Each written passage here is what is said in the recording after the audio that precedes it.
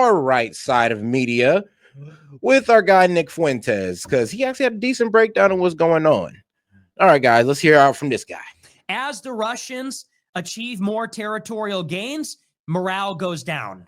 When morale goes down, the armed forces of Ukraine are deserting. It's more difficult to summon more manpower. And when desertion is high and manpower is in short supply, the Russians are able to push even harder. This is a death spiral. This is a very big problem.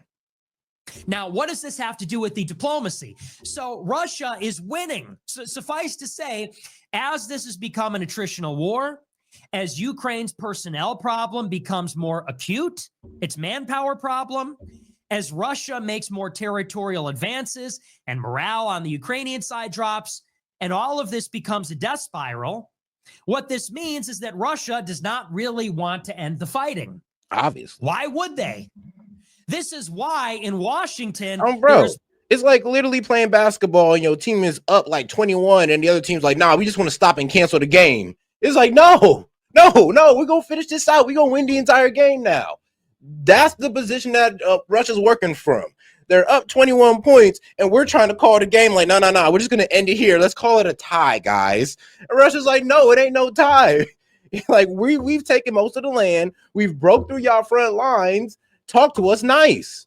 And, I mean, the world refused to because we refused to accept the reality that Russia's winning this war.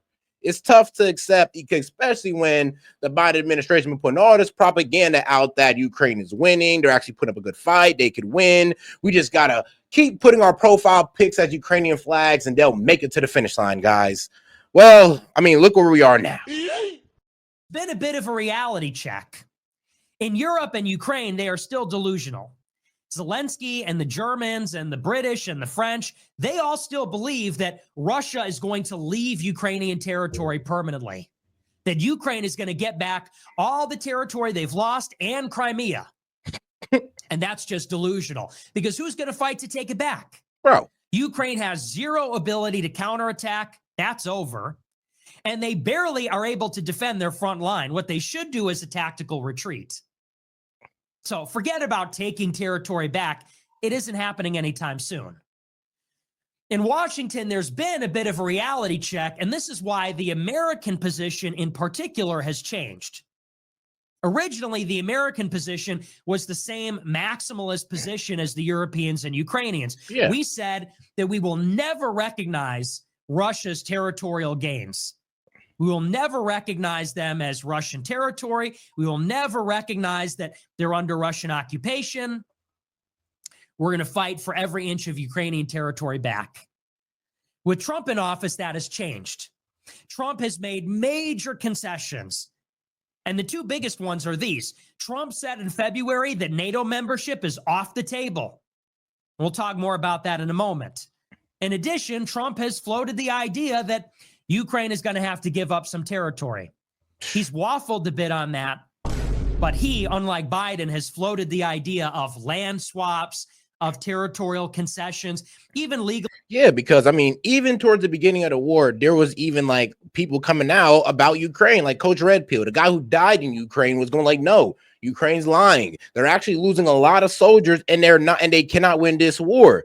But that guy was killed, RIP Coach Red Pill. And the story progressed of, oh, they have a chance. We just got to keep sending more money and more weapons. And that did not work. And now the reality is coming out that, bro, it never worked. It never worked. We had no chance of proxying Ukraine to a victory. I'm sorry, but the military advantages that Russia has was just too outstanding. I mean, that's just the sad reality of it. I mean, I wish we could get that going. I wish we was able to overthrow Putin and get them to a better government. I wish. But the reality of it is that, man, the man's been the leader for what? 20 years plus for a reason. I mean, we're finding out now. I mean, in Ukraine, they didn't F around and found out the most. Recognizing the annexation of Crimea. And the reason the United States is giving a little bit, why they've come down from these maximal positions, is because, again, they recognize the reality on the battlefield. And the United States is saying, look, quit while you're ahead. If we can freeze the battle lines where they are, and here's the thing, though, people are talking to Russia like they just some small country that we can discipline whenever we want. It's like that's the problem. Like it's Russia. If it was any other country but China and Russia, we can discipline them the way you want us to. We could give them consequences for warmongering. But since it's Russia and China, it's like we can't do nothing to them really. Or Israel as well too. I mean, if it's Russia, China, or Israel, they can damn near do whatever they want. Damn near. And if it's us too, we damn near do whatever we want. And they oppose us in the same way. But it's just the way the world works. Everybody works within the triangle of power of, China, US, China, and Russia. And then it's kind of like a big old triangle, and all the dots of the countries kind of just choose their sides of where they want to go. You lose the territory that is already under Russian occupation. Consider yourself lucky, because with each passing day, they're going to take more. And so that's why the United States, our negotiating position is just freeze the battle lines, just stop the Russian advance. Yep. If we can get Russia to stop, then we could cut our losses. And there could be a comprehensive deal with Russia. Again, more on that later, that will include other issues like nuclear arms control, like the Arctic, like sanctions relief. We can make it an all-encompassing, comprehensive deal. But Washington is saying, unlike Berlin, unlike London, unlike Paris, Washington is saying, cut your losses. Yep. That's the truth about it. It's like, we're trying to tell you guys to cut your losses. It's over. I understand the libs or the guys who just hate Putin so much trying to put a batter in y'all back. But here's the thing. They're not out there in the field. They're not out there in Ukraine. And they don't want to listen to anything that doesn't sound like Ukraine winning. So they kind of want to cover their eyes and cover their ears from what's really going on. And it's sad. And they want to cover their ears, cover their eyes, and yell F Putin at the same damn time. Crazy. But all right, guys, let's keep it on the less right side of media, because let's be real. As far right as you can go is probably Nick Fuentes. But let's go over to Fox. Let's tone it down a little bit. All right, guys, let's get into it. But we begin with guys. Let's remember to double tap that screen and like the video, guys. Appreciate the support. Peter Ducey in Anchorage, Alaska. Peter. John, good afternoon. And Donald Trump is now the middleman between Vladimir Putin and Zelensky. And when the president was leaving Alaska from this after this summit yesterday that did not yield a ceasefire, he phoned Zelensky to tell him that Putin's latest proposal is that he will stop fighting on some of the frontline battlefields in Ukraine, but only if Ukraine agrees to hand over 2 territories to the Russians. That would be Eastern Donetsk and Luhansk. That is according to a report by Reuters. Huh. All right. So pretty much somebody has some intel on that. Let's go back on that, though. Is that he will stop fighting on some of the frontline battlefields in Ukraine, but only if Ukraine agrees to hand over 2 territories to the Russians. That would be Eastern Donetsk and Luhansk. That is according to a report by Reuters. I mean, we were together almost 3 hours, and it was very extensive, and we agreed on a lot of points. I mean, a lot of points we agreed on, but there's not that much. There's, 1 or 2 pretty significant items, but I think they can be reached. Now it's really up to President Zelensky to get it done. And I would also say the European nations, they have to get involved a little bit, but it's up to President Zelensky. Zelensky is confirmed for a White House visit Monday. European partners have also been invited, according to various reports. The president says that is because it was determined by all that the best way to end the horrific war between Russia and Ukraine is to go directly to a peace agreement, which would end the war and not a mere ceasefire agreement, which oftentimes do not hold up.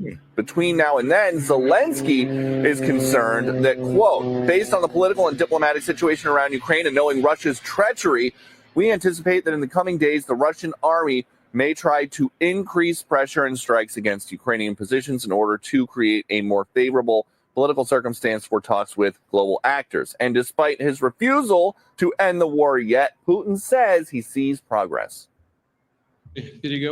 Our Progress on the battlefield. negotiations have been held in a constructive atmosphere of mutual respect. We have very thorough negotiations. And we expect on Monday when President Trump and Zelensky and whichever other European partners are gathered at the White House, that a key part of these negotiations about a peace agreement will be security guarantees for Ukraine, which basically means trying to figure out how many Western troops, NATO troops, the European leaders can stick in Ukraine without causing Putin to continue his aggression. Hey everyone, All I'm right. Emily Campagna. I mean, yeah, like I said, I don't think it's looking too good for Ukraine. And like I said, even during the negotiations, they're talking about, yeah, you guys are going to have to concede some land. So you guys can keep lying to yourselves and thinking that, oh, well, Ukraine could possibly come out of this set. But I mean, no, that's just not what's going to happen, guys. I don't even know why we even let these guys think that they could do it. It's almost like sending in your big brother, your little brother, to fight somebody your size, and you just gave him like $1,000 and be like, here, good luck, man. Good luck. I mean, look, you won't win, but at least you got some money in your pocket. Like, it's kind of crazy how we're acting about this. All right, guys, let's get on to the next video. Caitlin, it's fascinating to see how it must have felt in the room versus seeing it on television. It was interesting to see that split screen of President Trump sort of trying to say things that maybe a regular leader other leader might laugh at or smile at, and Vladimir Putin was just dead-eyed looking at him, not responding in any way. Ambassador Bolton, you've been obviously, you were in Helsinki, you were the national security advisor. What do you make of what you saw from the president? I think Trump did not lose, but Putin clearly won. Trump didn't come away with anything except more meetings. Putin has, I think, gone a long way to reestablishing the relationship, which I've always believed was his key goal. He has escaped sanctions. He's not facing a ceasefire. The next meeting is not set. Zelensky was not told any of this before this press conference. It's far from over, but I'd say Putin achieved most of what he wanted. Trump achieved very little. And I will say one other thing. I thought Trump looked very tired up there. I mean, very tired, not disappointed, tired. And we'll have to reflect on what that means. Vladimir Putin said, I believe, we turned the page, not referring to Ukraine, but more to. That's a wild way of looking at it. I think he meant the U.S.-Russia relationship, but what he really means is the Vlad-Donald relationship. That's what makes this so extraordinary, though. He said we've turned the page back to cooperation. He mentioned he was hopeful there would be space cooperation between the United States and Russia. He mentioned maybe in the Arctic there would be cooperation. He said, yes, Ukraine deserves security guarantees, but we know what Putin believes, how he would secure Ukraine. He has a very different opinion. And he talked about how they have such a fantastic relationship and turn the page. The American president could have said, maybe we will turn the page. Maybe we can do all those things. But first, you have to end this war. And he didn't. He, in fact, said the relationship was fantastic. So he went for a ceasefire.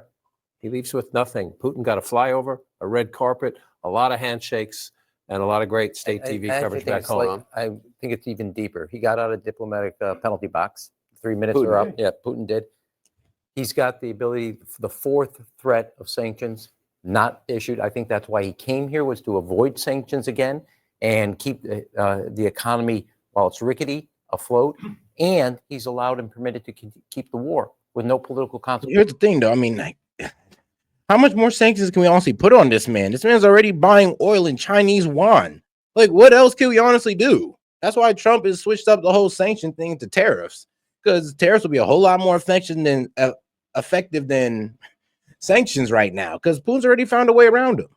Once it's back home. Brits. So I actually think, that's why I don't agree, is kind of like weaponizing our dollar. I don't agree with that, because it do turn out to situations like BRICS, where these countries get together because they're tired of being, like, well, honestly, well, they're tired of us weaponizing our dollar against them to push an agenda that we're for, and they're not. They're tired of it. So that's why BRICS form. And honestly, that's why I think we should have never used sanctions as a weapon. Tariffs, sure. But sanctions, I mean, that only builds distrust in our dollar. Hey, I understand that you said Trump didn't lose. I actually think Putin came out of here more significant a winner, because he has no sanctions, no economic or political isolation, and he keeps the war going what he wants.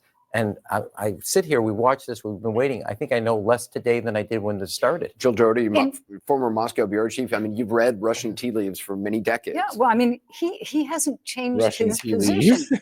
I mean, he is talking about root causes. Yeah. And he even, if I understood that part correctly, seems to be saying that President Trump is trying to get to the crux of the issues as well. It almost sounded as if, maybe this is too much, but they had convinced Trump of these root causes. And as we know, root causes are NATO, you know, let's in his view, in those his are the root view, causes. yes. So NATO I think it's extraordinary. Not good. Even. I mean, yeah, I mean, let's be real though. NATO is one of the root causes. Putin did not want Ukraine to go into NATO. He did not want a military alliance on his border. And NATO said, well, we don't care what you're talking about. And we're going to do it anyway. And what you going to do about it? And we found out what he did about it. And now they're crying victim. If that weren't the case, in terms of talking to your audience at home, if that's the implication that they read into it, and it's an affirmation of his position, that's good. The thing that was interesting to see is just how artful Putin was at tickling Trump's funny bones. He took a shot at Biden, you know, and he said, "I can confirm that the war wouldn't have happened if Trump were there." That's like music to Trump's ears, and you know, you could hear Trump.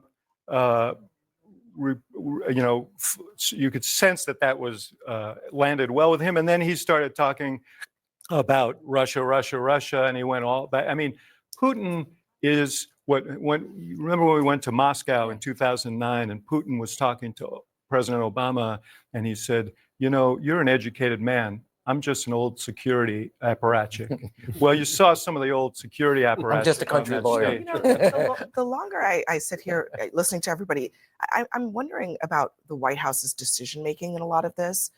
They had this lengthy meeting in the small group. They skipped another meeting that would have continued it. They decided to come out, do the press conference a little bit early, maybe not quite as early as it was. I mean, it wasn't really a press conference because I thought they were going to take questions, but no, they just, I mean, Putin laid out what he had to say. I mean, sounded friendly, like they said, threw some shots at Putin. Trump said some friendly things, say, you know, we're going to work in the future. You know, I might come to Moscow. And that was that. I mean, I thought they were going to answer questions, but they just left up out the room. That is honestly what I thought was kind of a little sus, but it is what it is. Thought to be. And then they let Putin speak first.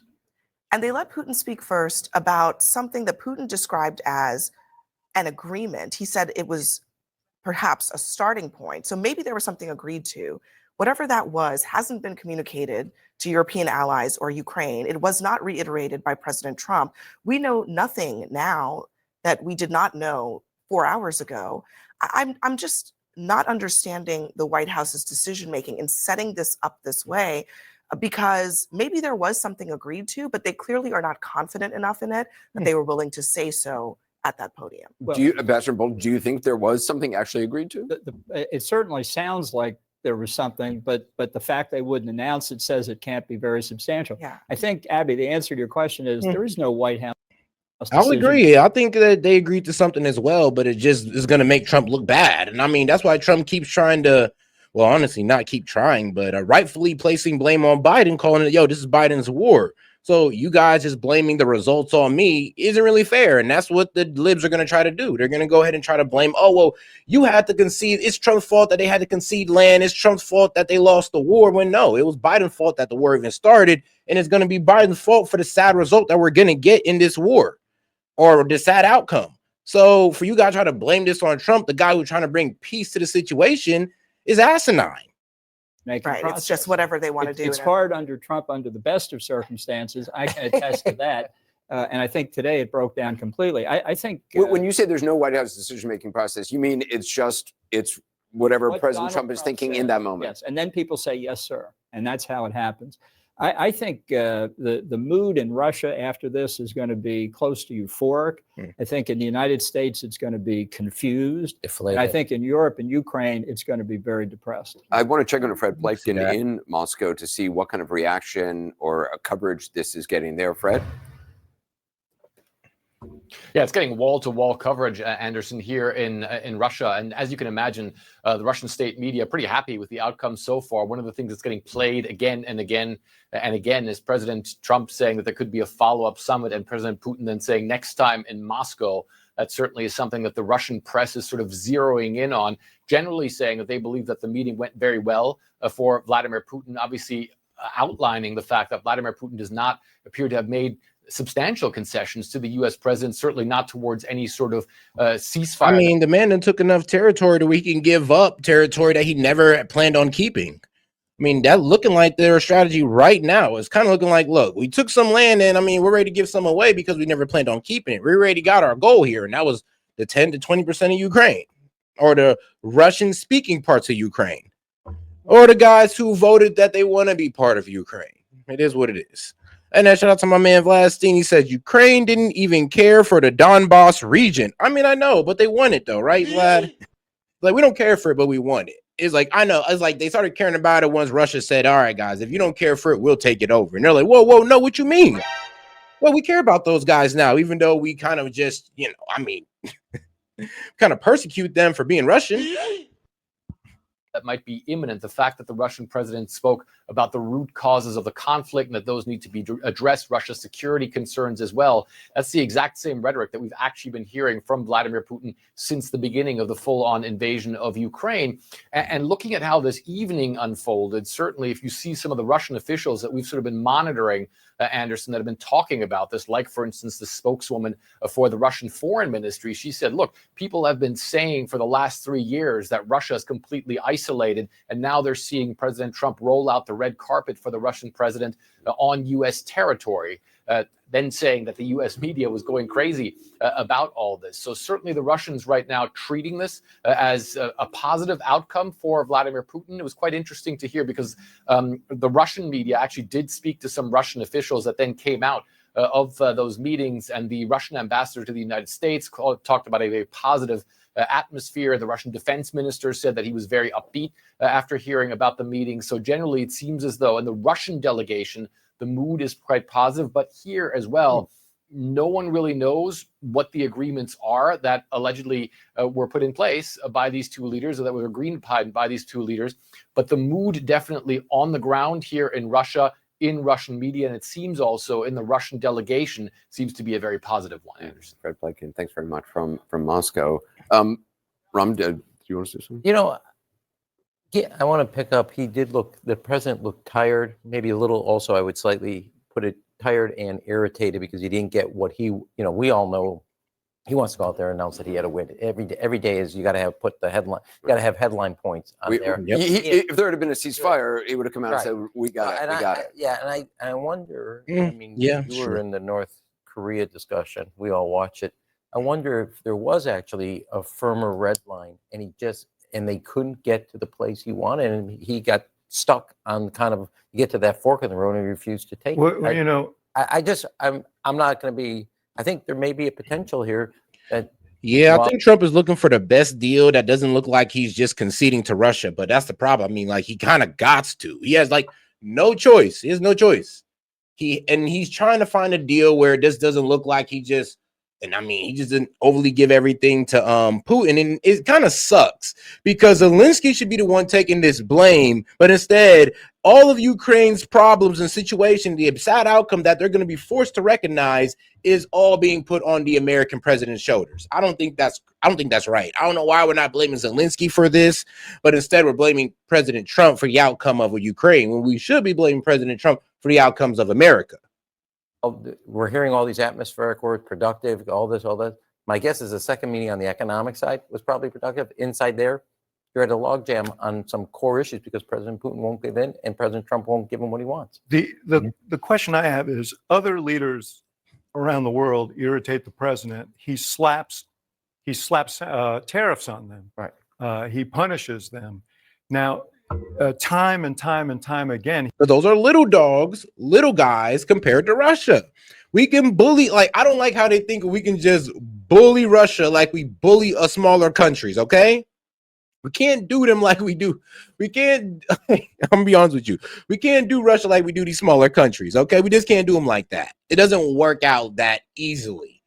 That's the problem. They're really trying to talk down on Russia as if we can do them like we do Brazil.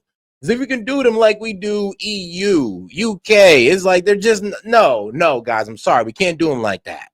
He menaces Putin with action, and then he never does. No, bro, do them like we do Canada. I'm sorry, guys. It's not that type of, they're not going like that. They don't roll like that. We don't got that much pull in Russia. Does anything. And now Putin has gotten himself an extension for what we don't know, for how long we don't know, but we know that every day is to his benefit at this point. So it's concerning. Four sanction red lines have all been crossed and never a consequence, and he gets to continue the war. Yeah, I think the answer may be that Putin convinced him on certain things. I mean, that's what happens when you're the winner. I mean, it's really hard to get the winner to stop. I mean, here's the thing, like, I don't think Putin honestly, and this is where, like I said, I agree that Putin's a war criminal and a bit psychotic, hella psychotic, because he don't care. It's like, dog, he'll sacrifice however many men, because he know in the back of his mind that he will never lose as much men as, well, honestly, he will never lose as much men to where they can't fight again. He knows that they have a bigger army than Ukraine, and he knows that they have better tech than Ukraine. So he's in the back of his mind, he's like, all right, cool, we lose a couple guys, but at the end we're gonna win. So it's a very psychotic reasoning. I don't agree with it, but when you're as ruthless as that man, I'm sure you can come to the reasoning. And shout out to my man Daniel Castro. The left is the nagging wife of America. Soft as fuck. I know, right, bro? Just crying for Ukraine, bro. Crying for Ukraine, refusing to accept the reality of it. But shout out to my man Jet. He says Democrats be acting like Russia is like Yemen. I know, right? Like we could just smack them upside their heads like they did hoopties. Like we just bomb them recklessly with no consequences. Like, bro, it's not like that. Like maybe y'all got Russia confused with Yemen. Maybe you never know, Jet. Were essential to Zelensky, that Trump was being told, you got to advance Zelensky's agenda on this, and Putin convinced him that was not right. Possibly on the question of the security guarantees, that he was just very clear on that. But I think Putin really got what he wanted from Trump. And if Trump had been irate, he would have called things off. Putin has gotten to him. I think that's very clear. Putin has gotten to him. No. Putin has just won this conflict, and there's nothing really Trump could do about it. I mean, look, Trump's leverage was based off what Zelensky could do, not what Trump could do. I'm going to say it again for you. Trump's leverage was based off Zelensky's performance. How his performance in this war, that's based on how many cars Trump has. Due to his poor performance in the war, Trump barely has any cards to play on with Putin. So yes, Trump's leverage in this conflict or in these negotiations is based off Zelensky's performance, which is poor. I know y'all don't want to admit that. I know y'all want to try to blame Trump, but I mean, it just really ain't fair to. Or well, you ain't being accurate with your judgment. But all right, guys, let's hear one more time what Nick Fuentes got to say as I take a quick bathroom break. And the big thing that Putin said in the statement also is that he's looking for an all-encompassing reset, meaning that the West and Russia will not just cooperate on Ukraine, but also on arms control. The New START nuclear treaty is set to expire next year. So Russia wants to renew the commitment to arms control between Russia and the West. He also talked about the Arctic. As the North Arctic sea ice is melting, this northern sea route has opened up on Russia's northern coast.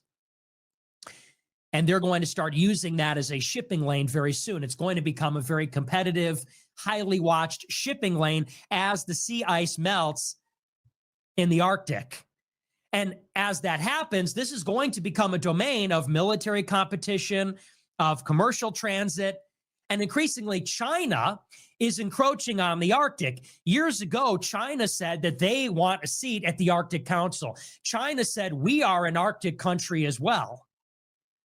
And Russia said, China's an Arctic country. You don't border the Arctic. That's our domain. We are an Arctic country. That northern sea route, that's ours. That's used for intra-Russia shipping. That's not the domain of China. That's an area where the United States and Russia might cooperate against China. And so these are a couple of other domains where Russia is saying we want an all-encompassing reset. Russia, like many of the middle powers, is looking to hedge and play China off of the United States. Russia has been forced in recent times into the arms of China because what Russia and China have in common is that they're resisting American hegemony. They are trying to break out of their containment in their respective theaters and impose their own region of influence, their own sphere of influence. Which is true because we don't trust these guys. I mean, well, we really don't trust Russia, of course. But we don't trust China either. We honestly have tried to change their governments many, many times. I mean, Nick Fuentes was the one who was exposing how Tucker Carlson's dad was a part of the CIA who was running an operation to overthrow the Chinese government. And so for that reason, they're in this strategic alliance for now. And China needs the raw materials from Russia, like oil and gas. And Russia needs advanced electronics and military equipment from China. But that will not be the case for long because China and Russia share a large border. China and Russia naturally are competitors. China has its eye on the Russian Far East, on Siberia, on the natural resources there. Russia cannot defend that territory. That's a giant vulnerability for them. And so as we go into the future, Russia and the United States also have this strategic goal in mind that certainly there'll be more cooperation between Moscow and Washington contra Beijing as Beijing becomes more powerful. So that's the second thing that Putin said. I'd rather work with an Orthodox Christian country than well, no offense to China, but I mean, y'all don't really have no religion. Your religion is the CCP, and nobody's held higher than the members of the CCP. So, you know, I'd rather work with the guys who's following, you know, God and Christ and all that than the guys who are following a group of people. He doesn't just want to solve Ukraine by dealing with some of those tactical considerations in the Eastern European theater. He's got a much broader perspective, which is a complete reset with the West. He wants to emerge from the diplomatic isolation, thaw relations, and have some level of normalcy with the West. And that is a trade relationship, a strategic relationship, cooperation on arms control, and cooperation in the Arctic. Yep. That's what Putin said. That's Putin's statement, which is interesting. I mean, it is. I mean, let's be real. We can only benefit from it. I mean, us and the entire world could benefit from that. But all right, guys, let's get into the next video. I was trying to find this interview, bro. If anybody can find this Trump and Sean Hannity interview, bro, I cannot find it for the life of me. I'll keep looking though. So did you have alone time with him? Yeah, I did. I did actually after our speeches. He made a very good speech, and I also finished it up. And afterwards, we spoke. Right after that, we spoke very sincerely. I think he wants to see it done. I want to see if we can get it done. You know, it's not a done deal at all. They're going to set up a meeting now between President Zelensky and President Putin. And myself, I guess, you know, I didn't ask you about it. Not that I want to be there, but I want to make sure it gets done. And we agreed on a lot of points.